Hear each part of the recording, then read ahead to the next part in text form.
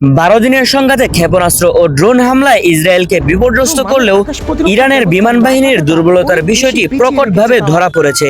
সেই দুর্বলতা কাটতে অত্যাধুনিক যুদ্ধ বিমান কেনার কথা ভাবছে তেহরান। ইরান আগেই রাশিয়ার Su-35 যুদ্ধ বিমান কিনতে চেয়েছিল, কিন্তু শেষ পর্যন্ত রুশ যুদ্ধ বিমান ক্রয়ের সিদ্ধান্ত বাতিল করেছে তেহরান। তার বদলে চীনের চেংদু জে-10সি যুদ্ধ বিমান কেনার আগ্রহ দেখাচ্ছে।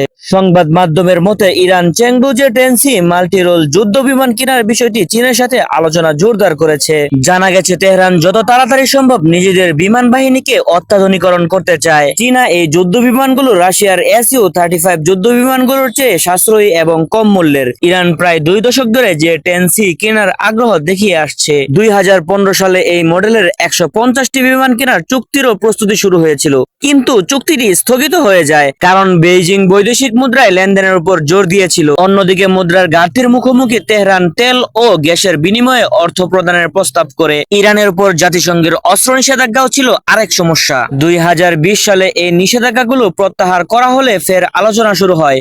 তবে এই আলোচনায় বিমানের সংখ্যা 150টি থেকে 36টিতে নামিয়ে আনা হয়, কিন্তু সেবারও অর্থ প্রদানের শর্তাবলীতে একমত হতে ব্যর্থ হয় উভয় পক্ষ।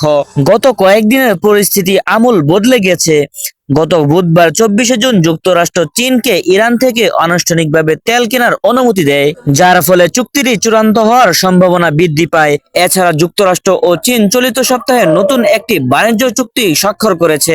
ইফতেখারুল ইসলাম, মুফিদ বাংলা নিউজ।